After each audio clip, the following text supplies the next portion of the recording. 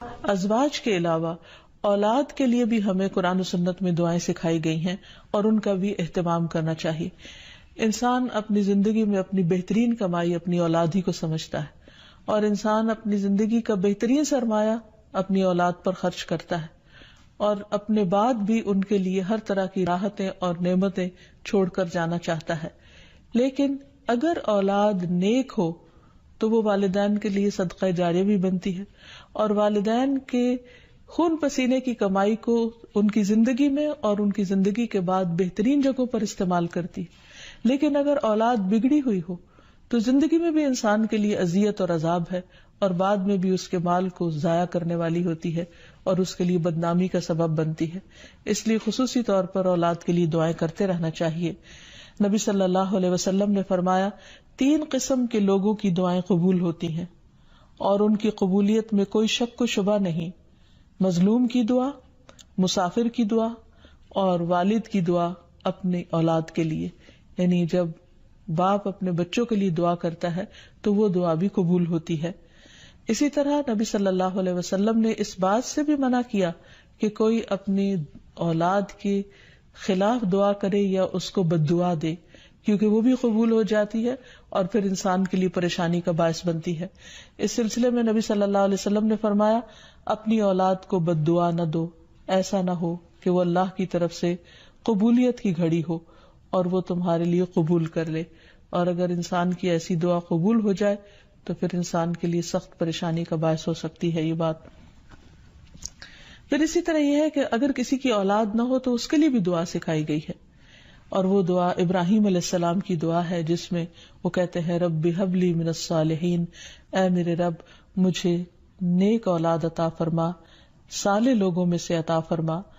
فبشرناہ بغلام حلیم، تو ہم نے اسے ایک بردبار بیٹے کی بشارت دی. یعنی اللہ سبحانہ وتعالیٰ نے ان کی دعا سن لی اور یہ دعا بہت عرصے کے بعد سنی گئی تھی لیکن بہرحال سن لی گئی. ابراہیم علیہ السلام اللہ کے دوست تھے اور مستجاب الدعوات تھے، ان کی دعائیں قبول ہوتی تھی. لیکن یہاں یہ بات بھی پتہ چلتی ہے کہ دعا کی قبولیت کا مطلب یہ نہیں کہ جس وقت انسان منہ سے کوئی بات نکالے اسی وقت پوری ہو جائے.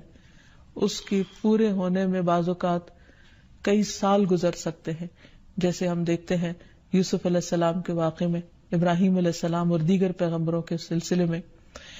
اور پھر ہم اس بارے میں یہ بھی دیکھتے ہیں کہ جس طرح ابراہیم علیہ السلام کی دعائیں قبول ہوئی تو انہوں نے اپنے رب کا اس پر شکر بھی ادا کیا اور فرمایا الحمد للہ الذی وہب لی علی الکبر اسماعیل و اسحاق ان ربی لسمیع الدعاء، کہ اللہ کا شکر ہے جس نے مجھے بڑھاپے میں اسماعیل اور اسحاق جیسی اولاد دی، بلا شبہ میرا پروردگار دعائیں سننے والا ہے. اور حقیقت یہ ہے کہ اللہ تعالیٰ پیغمبروں کی بھی سنتا ہے اور پیغمبروں کے علاوہ باقی لوگوں کی بھی دعائیں سنتا ہے. اس لیے اولاد کی طرف سے کبھی بھی مایوس نہیں ہونا چاہیے، نہ ہونے کی شکل میں بھی اور ہونے کے بعد ان کی نیکی اور خیر اور بھلائی کے سلسلے میں بھی. اور اس میں ہم دیکھتے ہیں کہ زکریا علیہ السلام کی بھی اولاد نہیں تھی تو وہ بھی بڑھاپے تک مایوس نہیں ہوئے اور دعا مانگتے رہے.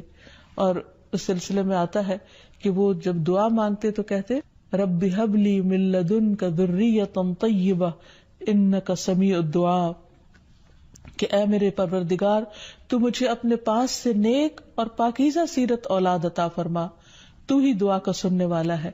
یعنی پیغمبر ہمیشہ صرف اولاد کی دعا نہیں کرتے بلکہ نیک اولاد کی دعا کرتے ہیں.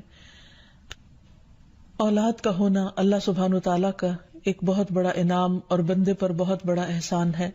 اسی لیے ہم دیکھتے ہیں کہ اولاد انسان کے لیے اگر نیک ہو تو راحت، رحمت، آرام اور چین اور آنکھوں کی ٹھنڈک کا ذریعہ ہوتی ہے. نبی صلی اللہ علیہ وسلم حضرت حسن اور حسین کو اپنے پھول کہا کرتے تھے کہ یہ دونوں میری دنیا کے پھول ہیں. ایک اور حدیث سے ہمیں پتہ چلتا ہے کہ اولاد انسان کی بہترین کمائی ہے. فرمایا ان اولادکم من اطیب کسبکم، تمہاری اولاد تمہاری سب سے بہترین کمائی ہے، بس اپنی اولاد کی کمائی میں سے کھاؤ، یعنی وہ انسان کے لیے حلال ہے، جائز ہے. پھر اسی طرح بیٹیاں جو ہیں ان کی تعلیم و تربیت اور ان کی پرورش بھی ایک بہت خیر و بھلائی اور جنت کمانے کا ذریعہ ہے. لیکن اس کے ساتھ ساتھ یہ بھی یاد رکھنا چاہیے کہ اولاد ایک رسپانسبلٹی بھی ہے، ان کے بارے میں سوال بھی کیا جائے گا کہ ان کی تربیت کس طرح کی. پھر خصوصی طور پر اسے ماں کی ذمہ داری قرار دیا گیا، اگرچہ ماں اور باپ دونوں ذمہ دار ہیں، لیکن عورت سے اس کے گھر والوں یعنی اس کے بچوں کے بارے میں اس سے سوال ہوگا کہ اس نے ان کی تربیت کیسے کی. تو اس لیے ہم سب پر لازم ہے کہ ہم اپنے بچوں کی دینی اور دنیاوی دونوں طرح سے بہترین تربیت کرنے کی کوشش کریں. تو آخر میں ہم دیکھتے ہیں کہ جو دعائیں ہمیں خاص طور پر اولاد کے لیے مانگنی چاہیے وہ ان کی نیکی، تقوی اور اصلاح کی ہیں، پیدائش سے پہلے بھی اور بعد میں بھی. پیدائش سے پہلے رب ہب لی من الصالحین، کہ اے رب مجھے صالح اولاد عطا کر. رب ہب لی من لدنک ذریۃ طیبہ انک سمیع الدعاء، اے میرے پروردگار مجھے اپنی طرف سے نیک اور پاکیزہ اولاد عطا فرما، بے شک تو ہی دعا کا سننے والا ہے. پھر اسی طرح اولاد کو شیطان سے محفوظ رکھنے کی دعا بھی کرنی چاہیے، جس طرح حضرت مریم کی والدہ نے ان کی پیدائش سے پہلے دعا کی. پھر اسی طرح اپنی اولاد کو شیطان مردود سے بچانے کی بھی دعا کرنی چاہیے، جیسے حضرت مریم علیہ السلام کی والدہ نے ان کی پیدائش کے وقت یہ دعا مانگی تھی، وَإِنِّي أُعِيذُهَا بِكَ وَذُرِّيَّتَهَا مِنَ الشَّيْطَانِ الرَّجِيمِ، اور بے شک میں اس کو اور اس کی اولاد کو شیطان مردود سے تیری پناہ میں دیتی ہوں. پھر اسی طرح ایسی اولاد مانگنی چاہیے کہ جو انسان کے لیگیسی کو آگے لے کر چل سکے اور اس کے علمی ورثے کو سنبھالنے والی ہو، جیسے زکریا علیہ السلام نے دعا کی تھی. پھر اسی طرح اولاد کے اللہ تعالیٰ کے راستے میں قبول ہونے کی بھی دعا کرنی چاہیے، جیسے حضرت مریم کی والدہ نے ان کے لیے دعا کی تھی کہ ربی انی نذرت لک ما فی بطنی محررا فتقبل منی، کہ اے میرے رب بے شک میں نے تیرے لیے اس کی نظر مانی ہے جو میرے پیٹ میں ہے کہ میں آزاد چھوڑ دوں گی، سو مجھ سے قبول فرما، بے شک تو سب کچھ سننے سب کچھ جاننے والا ہے.